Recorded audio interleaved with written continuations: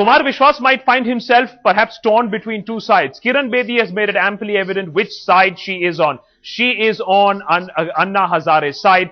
We just spoke to Kiran Bedi just a short while ago. Let's listen in.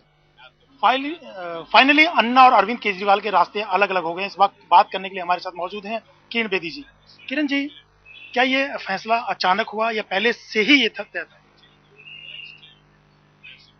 अन्ना की hesitation तो मैंने शुरू से देखी थी, क्योंकि अन्ना का फाइनली मन कभी भी पार्टी पक्ष में नहीं था।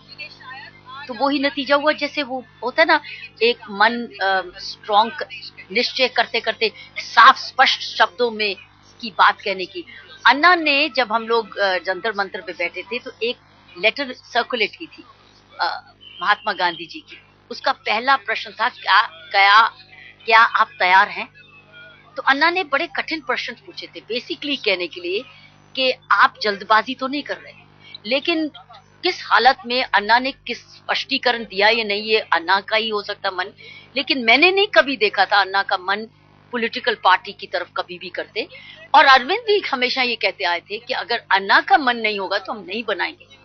तो फिर अब बनाने जा रहे हैं वो अन्ना के मन के बावजूद, अन्ना के फैसले के बावजूद भी, तो किस ढंग से देखते हैं? मुझे नहीं मालूम उनके ऊपर क्या जबरदस्ती है, क्या कंपल्शन है या क्या सोच है। लेकिन उनमें बदलाव जरूर आया, अन्ना में नहीं बदलाव आया।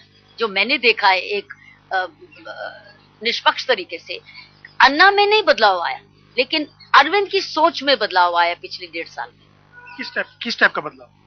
पार्टी की तरफ।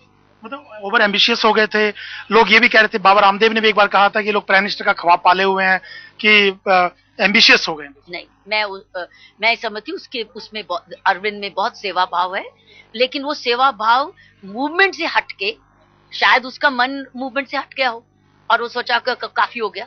तो उसकी अपनी सोच हो सकती है, उसकी सोच भी कि मैं कदर करती हूँ और इज्जत करती हूँ। लेकिन अन्ना ने अपनी सोच नहीं बदली, अरविंद ने अपनी सोच बदली। फर्क सिर्फ ये है।